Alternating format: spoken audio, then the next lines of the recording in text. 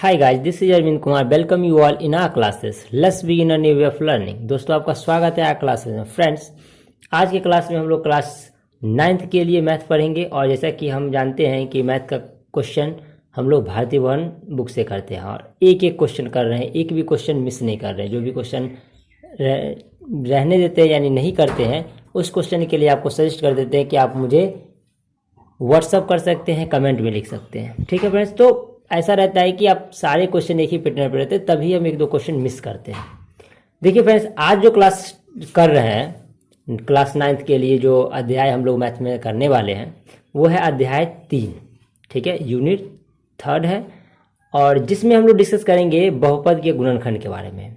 मैं बता दूं, ये एक चैप्टर ऐसा है कि ना केवल आपको 9th में पढ़ना है बल्कि इसका उपयोग इतना ज़्यादा है कि इसके बिना मतलब मैक्सिमम जगह पे आप मैथमेटिक्स कर ही नहीं पाओगे. तो ये बहुत इम्पोर्टेंट है, इसलिए आपको ये एक चैप्टर और एक ऐसा क्वेश्चन समझ के नहीं पढ़ना है कि मुझे एग्जाम में करना है, केवल मुझे अच्छे मार्क्स स्कोर करने के लिए ये पढ़ना है. आपको इसलिए ये पढ़ना है कि जहाँ कहीं भी इस चीज़ों का उपयोग होगा उसका आप अच्छे से उपयोग कर पाएंगे. ठीक है, तो काफ़ी इंपॉर्टेंट चैप्टर है. आई होप कि आप अच्छे से पढ़ेंगे, शुरू से अंत तक इस वीडियो को देखेंगे. फ्रेंड्स, मैं अगेन एक बार फिर से ये बात रिमाइंड कराना चाहूँगा आप लोगों को. मैं शुरू में ही कह देना चाहता हूँ कि मैं आप लोगों के ना कमेंट का वेट करते रहता हूँ कि आप थोड़ा सा कमेंट करेंगे कि वीडियो कैसा लगता है, क्या है नहीं है. मैं बिल्कुल मुझे समझ में नहीं आता है कि आप लोग रिस्पॉन्स क्यों नहीं कर रहे हैं, है ना. यदि अभी 25 लोग व्यू कर रहे हैं, 10 लोग व्यू कर रहे हैं वीडियो को, तो आप कैसा फील कर रहे हो वीडियो में, कुछ तो रिस्पांस होनी चाहिए ना. आई होप कि आप करेंगे थोड़ा सा, तो ताकि मुझे ये मोटिवेशन मिले कि मैं वीडियो आगे करूं. आइए बहुपद के गुणनखंड के समझते हैं. Factorization of polynomials. ठीक है, देखो सबसे पहले हम ये थोड़ा सा एग्जाम्पल लेके समझेंगे कि ये होता क्या है. अगर मान लीजिए उदाहरण के लिए हम एक एग्जाम्पल ले लेते हैं सबसे पहले और फिर उसके तहत समझने की कोशिश करेंगे कि ये बहुपद के गुणनखंड जो है सो वो क्या है. ठीक है फ्रेंड्स, तो ये एक एग्जाम्पल हम ले रहे हैं. ठीक है, तो एग्जाम्पल है 9x² plus 6y plus y². देखिए ये कोई बहुपद है, ये कोई बहुपद है. तो इसका ये जो बहुपद है इसका गुणनखंड होने का क्या मतलब है. ठीक है, इसका गुणनखंड होने का क्या मतलब है. तो इसको जब हम गुणनखंड करते हैं ना, देखिए हम सीखेंगे बाद में कि ये कैसे करते हैं. अभी हम थोड़ा सा आपको समझाना चाहेंगे. देखिए ये a प्लस बी का होल स्क्वायर आप पढ़े होंगे, बचपन से पढ़ते आ रहे हैं. a प्लस बी का होल स्क्वायर क्या होता है, a² plus 2ab plus b² होता है. ठीक है, तो इस क्वेश्चन को हम उसी फॉर्म में लिख सकते हैं. 3x का स्क्वायर है ना, और इसे लिख सकते हैं y². ठीक है, तो a² b² 2ab ना, तो 2a क्या है 3x और b क्या है y. देखिए ऐसा करने से ये 6xy के बराबर हो रहा है. ठीक है, अब देखिए फिर इसे हम इस पूरे को a प्लस बी का होल स्क्वायर लिख सकते हैं. तो फिर इसको भी हम 3x प्लस वाई का होल स्क्वायर तो लिख सकते हैं ना. अच्छा, किसी चीज़ का होल स्क्वायर लिखने का मतलब होता है कि उसे हम मल्टीपल में 2 बार लिखना. ठीक है, उसे हम 2 बार लिखते हैं, गुना में 2 बार लिखते हैं. ठीक है, तो ये जो बहुपद दिया गया था, ये जो कोई बहुपद दिया गया था, मान लीजिए ये px जो दिया गया था उसका ये मान लीजिए ये आपको qx के बराबर आया. ठीक है, समझिए बढ़िया से. ये जो बहुपद दिया गया था, ये जो आया हमें qx, यही दोनों यानी ये और ये इस बहुपद का यानी px का गुणनखंड है. ठीक है, यानी px का गुणनखंड ये qx है. और qx में क्या 3x प्लस y और 3x प्लस y. तो चलिए अब थोड़ा सा हम भाषा में समझने की कोशिश करेंगे तो कि गुणनखंड क्या होता है. तो किसी भी बहुपद का किसी भी बहुपद का, यानी ये जो कोई बहुपद है इसका गुणनखंड जो होगा ना उसके, यानी ये जो गुणनखंड होगा, यानी हम कह सकते हैं कि दो बहुपद के गुणनफल के बराबर होगा। ये मान लीजिए कोई बहुपद है, मान लीजिए कि चलो इसको मान लेते हैं, अब इसको हम मान लेंगे RX मान लेते हैं और इसको YX मान लेते हैं, ठीक है। तो किसी दो बहुपद का RX और YX का गुणनफल, RX और YX का गुणनफल PX का क्या है, गुणनखंड है। RX और YX का गुणनफल PX का गुणन इसके बराबर हो जाएगा। ये दोनों को गुना करेंगे तो इसके बराबर हो जाएगा। तो RX और YX का गुणनफल PX जो कि क्या है, ये PX का ये और ये क्या है, गुणनखंड है। आई होप फ्रेंड्स, देखो भाषा से ज़्यादा ज़रूरी है कि उस भाषा को हम अच्छे से समझ लें। आई होप कि आपको मैं ये समझा पाया हूँ, ठीक है। आई होप कि आप समझ गए होंगे। तो ये था गुणनखंड। अब इस गुणनखंड को बनाते कैसे हैं, इसके लिए क्या क्या जरूरी है, इसको समझने की कोशिश करेंगे, ठीक है। इतना समझ गए होंगे, ठीक है। चलिए सो एक दो क्वेश्चन और लेते हैं। और देखो ये अभी हम किसी फार्मूला के थ्रू कर रहे हैं और बिना किसी फार्मूला के कैसे गुणनखंड करते हैं इसके बारे में ये हम समझते हैं। तो ये एक क्वेश्चन लेते हैं, एक एग्जाम्पल ले लेते हैं, अपना मन से एक एग्जाम्पल लेंगे और उसको हम समझने की कोशिश करेंगे। आप देखिए आराम से समझिए वीडियो के न, जब भी कोई मैं थ्योरी पढ़ाता हूँ ना किसी वीडियो का, क्वेश्चन मैं कराता हूँ एंड में, है ना। सबसे पहले हम थ्योरी ही करते हैं, हर वीडियो के पहले देखे होंगे कि आप हम थ्योरी करते हैं। तो बिना थ्योरी का कोई क्वेश्चन नहीं होता। अच्छे से थ्योरी कीजिए, समझिए उसको पहले, फिर क्वेश्चन करेंगे। तो आइए हम एक एग्जाम्पल लेते हैं कि x² प्लस 2x प्लस 1 कोई बहुपद है, इसका मुझे गुणनखंड निकालना होगा। तो कैसे निकालेंगे, तो सबसे पहले इसको यानी प्रथम पद को और अंतिम पद को, इस दोनों को गुना करेंगे, ठीक है। और ये होता है x²। अब इस, चलो यहाँ पे नहीं दिख रहा है, इधर देख करते हैं, ये होता है x², ठीक है। इस x² को ना आपको इस तरह से फैक्टर करना है, इस तरह से खंड करना है कि इस दोनों के मतलब इसके बीच वाले के बराबर हो जाए। कहने का मतलब इसको फैक्टर करोगे, देखो x इंटू एक्स के रूप में टूटेगा ये, ठीक है ना। तो देखो ये अगर हम इसको x प्लस एक्स लिखते हैं तो जो देखो ये x प्लस एक्स जोड़ने पे इसके बराबर हो रहा है ना, बीच के बराबर, यानी दोनों ये जो इसका जो ये और ये दोनों का गुणन करने के बाद, दोनों को गुणनफल जो होगा इसे गुणा करने के बाद हमें उसको इस तरह से तोड़ना रहता है, इस तरह से फैक्टर करना रहता है कि इस बीच वाले के बराबर हो जाए, चाहे वो जोड़ने पे हो या घटाने पे हो। ऐसे हम बहुत सारे क्वेश्चन अलग से करेंगे तो जोड़ने घटाने का दोनों कंसेप्ट क्लियर हो जाएगा, बट यहाँ पे अभी हम समझेंगे, ठीक है ना। तो आइए क्या करेंगे हम, फिर ये लिखेंगे x² और x और x यानी x प्लस एक्स और प्लस 1। तो देखो x को मल्टीप्लाई करोगे तो ये दोनों के गुणनफल के बराबर हो रहा है और जोड़ने पे इस बीच के बराबर हो रहा है, ठीक है। तो फिर देखो इस x में और इसमें क्या कॉमन आ रहा है, तो x कॉमन आ रहा है, तो x प्लस 1 और प्लस 1 इन दोनों में नहीं कुछ है तो एक है कॉमन, तो x प्लस 1। तो देखो यहाँ पे देखो इस पूरे में और इस पूरे में x प्लस 1 कॉमन है ना, तो पहले x प्लस 1 लिख दो। बच क्या रहा है, केवल x, तो लो x लिख दिए और यहाँ क्या बच रहा है, प्लस 1, ठीक है। तो ये जो है x प्लस 1 और x प्लस 1 ये दोनों का गुणनफल इसके बराबर होना चाहिए, तभी ये गुणनखंड कहला सकता है। तो कोई भी बहुपद का कोई गुणनखंड तब होता है जब उसका जो गुणनफल होगा वो उस बहुपद के बराबर होना चाहिए। आइए देखते हैं कि क्या ये बराबर है। तो लिखेंगे हम x प्लस 1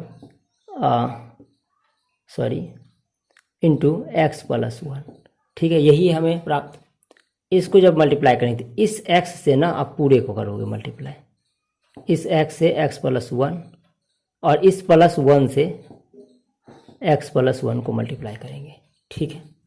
फिर देखिए एक्स को एक्स से मल्टीप्लाई करोगे तो एक्स स्क्वायर होगा, इस एक्स से 1 को करोगे तो एक्स होगा, फिर 1 और प्लस 1 को एक्स से करेंगे तो प्लस एक्स होगा, और 1 को 1 से करेंगे तो 1 का स्क्वायर हो जाएगा।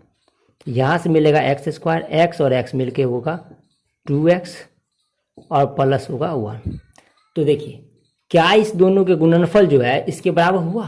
तो हमने यही पढ़ा था ना अभी थ्योरी में कि कोई px बहुपद है तो उसका गुणनखंड जो होगा वो उसके गुणनफल के जो बराबर होगा, उसका ये यानी कि ये इसका जो गुणनखंड होगा वो उसके गुणज के बराबर ये उसका बहुपद होगा, है ना। ये हम कुछ माने थे, है ना। चलो कुछ नहीं, कुछ भी मान लो gx। यहाँ पे ये जो दो बहुपद है इसके दोनों के गुणज उसके किसके, इस x बहुपद के बराबर हो, यानी कोई भी दो बहुपद का गुणज किसी तीसरे बहुपद के गुणज के बराबर होता है तो वो उसका क्या कहलाता है, गुणनखंड। आई होप कि फ्रेंड्स आपको ये भी समझ में आ गया, सारे प्रोसेस भी समझ में आ गए। तो ये था कंसेप्ट किसका, बहुपद के गुणनखंड करने का। ये एक ऐसा यूनिवर्सल मेथड है जिसके तहत आप किसी भी, मतलब आप सारे क्वेश्चन को तो नहीं कह सकता, लेकिन मैं कहूँगा कि 95% क्वेश्चन जो है सो केवल इस यूनिवर्सल मेथड से आप बना सकते हैं। कुछ क्वेश्चन ऐसे होते हैं जिसे हमें अलजेब्रिक फार्मूला यानी a+b का होल स्क्वायर, a-b का होल स्क्वायर, इन फार्मूलों के बेस पे ही बनाना पड़ता है। अदरवाइज 95% क्वेश्चन जो है आप इस यूनिवर्सल मेथड से कर सकते हैं। इसे नोट करिए, ये था कंसेप्ट। आइए बढ़ते हैं अध्याय 3 का 3A का क्वेश्चन डिस्कस करेंगे। तो अब करेंगे हम लोग क्वेश्चन प्रश्नावली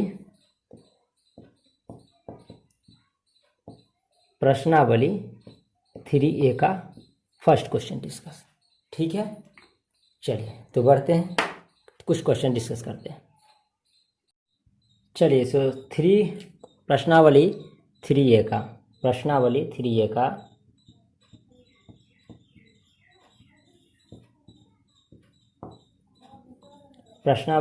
का जो है ये फर्स्ट क्वेश्चन है, ठीक है बहन। सो देखिए कहता है कि रिक्त स्थानों को भरें, ठीक है। तो देखिए क्वेश्चन फर्स्ट को लिखते हैं पहले। यहाँ पे लिखा हुआ है AQ BC ABQ CABCQ, और इसे आपको भरना क्या है, किसके बराबर, ABC, और इस खाली स्थान को भरना है, ठीक है। देखिए तीनों में देख रहे हैं आप कि ABC है। तो देखिए इसका ABC तीनों निकल आया। तो इसमें इसको थोड़ा अच्छे से देखिए थोड़ा सा मैं क्या बताना चाह रहा हूँ। A into A B C, A B into B into C, A into B into C into C into C। देखो आपको ये करना नहीं है, केवल मैं उन बच्चों के लिए ये बता रहा हूँ जिन्हें कॉमन नहीं लेने आता है, उनके लिए मैं ये बातें बता रहा हूँ। अब यहाँ से देखो ये तीनों में से आप देख रहे हो कि A B C गायब है, यानी इन तीनों में से आप क्या करोगे, बाहर करोगे A, इसमें से A, अच्छा A B C भी था ना, तो लो B और C भी लिख दिया। अब देखो इसमें इन तीनों में से भी C करना है ना गायब, तो इसमें से आपने A को गायब कर दिया, A B C को गायब कर दिया। तो देखो जरा सोचो, मैं समझा रहा हूँ केवल A B C, A एक इसमें से गायब हो गया, एक B भी गायब हो गया, एक C भी गायब हो गया। तो क्या देख रहे हो कि यहाँ बचा क्या, तो कहोगे कि A स्क्वायर केवल बचा। फिर इसमें से भी हम A plus B plus C गायब किए हैं ना, तो चलो इसमें से भी हम करो, एक A गायब, B गायब, ठीक है, और C गायब। देखिए यहाँ क्या बचा, तो ये माइनस लगाएंगे चिन्ह, और क्या बचा B स्क्वायर। इसमें से भी A B C गायब है, तो लो A गायब, बी गायब और सी गायब। तो देखो वहाँ पे भी क्या बचा, माइनस में सी स्क्वायर। क्या आपको ये समझ में आया? तो हम जितने भी क्वेश्चन में कॉमन लेते हैं तो कुछ यही करते हैं। ये आपको लिखना नहीं था ना इसे मिटाना था। इस अंदर में जो छुपा रहता है, इसमें अंदर में जो छुपा रहता है, जिसे हम शायद वो बच्चे जो बहुत वीक हैं, जिन्हें मैथ से कभी कहो तो भेंट नहीं हुआ है, वो बच्चे के लिए मैंने ये मेथड बताया कि ताकि आप समझो कि ये ऐसे हमें कॉमन लेना रहता है। ठीक है, ये ना विजुअलाइज हो ही नहीं पाता है उस बच्चे को कि कैसे मुझे कॉमन लेना है। ये कॉमन कॉमन कहते रहते हैं। HCF पढ़ा पढ़ा के उसे हम पूरे HCF पढ़ा दिए, लेकिन समझ में ही नहीं आता उसे कि HCF जो किए उसका उपयोग कहाँ करते हैं, ये कॉमन क्या था, है ना। तो मैं उनके लिए केवल बताया। मैं जानता हूँ कि ऐसे बहुत बच्चे होंगे जिन्हें बिल्कुल मैं ऐसे ही लिख देता a square plus minus b square minus c square, तो एग्जैक्टली वो समझ जाता, लेकिन हम उनके लिए इतना समझाना पड़ा। चलिए, तो एक दो क्वेश्चन अभी हम टाइम लेंगे समझाने के लिए, उन बच्चों के लिए जो बहुत वीक है वो भी समझ पाए। बाकी तो हम अपने फास्ट से क्वेश्चन करेंगे ही एक अच्छे रफ्तार से। आइए, तो इसमें फर्स्ट में आप क्या भरोगे, तो ये हो जाएगा ए स्क्वायर माइनस बी स्क्वायर और माइनस सी स्क्वायर। ये आपका आंसर हो जाएगा ए का। चलिए बी का आंसर देखते हैं। बी का आंसर समझते, केवल answer fill in the blanks देखा नहीं बच्चे कि आंसर देख के भर लिए। समझ के भरो यार, समझ के, तब ना सीख पाएंगे आप मैथ। चलिए क्वेश्चन नंबर बी समझते हैं। X into a minus b plus y into a minus b और plus z into a minus b. अच्छा, इसे भरना क्या है, ये खाली स्थान है और x plus y plus z भरना है। तो थोड़ा गौर से देखिए, अभी अभी जो हमने किया था प्रयोग, है ना। तो इसमें देखिए ए माइनस बी, इसमें भी देखिए ए माइनस बी, सब में ए माइनस बी है। तो हम ऐसा करते हैं ना कि हम ए माइनस बी कॉमन ले लेते हैं। सबसे गायब ए माइनस बी, ये सब गायब। देखो यहाँ से एक सेकंड के लिए भूल जाओ कि ए माइनस बी था, यहाँ पे ए माइनस बी हमने कॉमन ले लिया, ए माइनस बी कॉमन ले लिया। देखो जरा क्या बचा है, x plus y plus z. तो हो गया ना आंसर, समझ गए। तो लिख दे रहे हैं अभी आपको समझाने के लिए, बस हम ऐसा कर रहे हैं। ठीक है, क्लियर। आइए क्वेश्चन नंबर सी समझते हैं। इसको भी रफ कर देते हैं, थोड़ा सा जगह फ्रेश हो जाए। चलिए question number C, 9x square minus 24x plus 16 equal to लिखा हुआ है 3x माइनस 4। तो आपको ये फिल करना है, ठीक है ना। तो चलो इसको हम फिल कर लेते हैं, है ना। हम डायरेक्ट इससे पहले सॉल्व करेंगे। तो इसको और इसको मल्टीप्लाई करना है और जोड़ने या घटाने में बीच के बराबर करना है। तो चलिए हम ना मल्टीप्लाई अब नहीं करेंगे। हम जानते हैं कि मल्टीप्लाई करने के बाद तो हमें वही मिलना है रिजल्ट, तो हम मल्टीप्लाई नहीं करेंगे। एक नया तरीका देखिए, थोड़ा समझने की कोशिश कीजिए। मैं जो बता रहा हूँ इसको आप खंड कीजिए, जैसे आवाज़ गुणनखंड करते थे। तो कहेंगे कि ये 3 इंटू 3 और x इंटू एक्स हो जाएगा। अच्छा, इससे मल्टीप्लाई करना था ना, तो उसको भी ऐसे कर लीजिए, 2 इंटू 2 इंटू 2 इंटू 2, 2 दूना 4 दूना 8 दूना 16 हो गया। क्लियर। अब इसको दो पार्ट में बांटिए, इन सभी को दो पार्ट में। तो ये दिख रहा है ना कि x है, जोड़ने पे तो दोनों x जुट जाएगा, तो x का काम कंप्लीट। अब आपको जोड़ने या घटाने पे हमें 24 लाना है एनी हाउ। तो सोचो जरा कि क्या करें हम, है ना। देखो हम ऐसा करते हैं कि ये 2 लेते हैं, ये 9 हो गया और इधर 8 हुआ। देखो 9 8 17 हुआ, जोड़ने पे 17 और घटाने पे 1 हो रहा है, तो ये तो काम नहीं किया। तो देखो मैं समझाने के लिए केवल कर रहा हूँ, मैं तो तुरंत कर सकता हूँ क्वेश्चन, आपको समझाने के लिए मैं ऐसा कर रहा हूँ कि आपको ये समझ में आ जाए और फिर सारे क्वेश्चन को जल्दी करोगे। अब चलो ये कॉम्बिनेशन तो काम नहीं किया, तो ऐसा करते हैं, क्या किया जाए फिर, ये लेते हैं। चलो 2 3 लिया, 2 2 लिया, तो ये 8 हो गया। और देखो ये 9 दूना 18, सॉरी 3 3 9 और दूना 18, 18 लिए। अब देखते हैं जोड़ के या घटा के।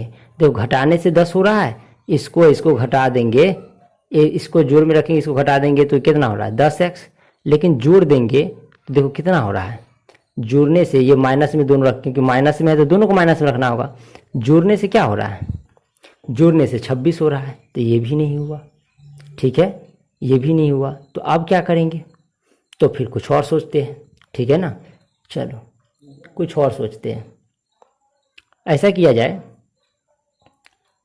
ये आपका है 16, है ना। ऐसा करते हैं, ये चलो ये 4 और इस 3 के साथ कॉम्बिनेशन करो, ये 2 दूना 4, इस 3 के साथ कॉम्बिनेशन करो, यानी कि आप कह सकते हो यहाँ पे क्या कि यहाँ पे आपका 12, यानी ये 4 तिया 12 और 4 तिया 12, और ये दोनों को माइनस करेंगे तो -24 हो जाएगा। और दोनों को गुना करोगे ना, तो जितना इस दोनों के गुना करने पे होना चाहिए वो भी आपको मिल जाएगा।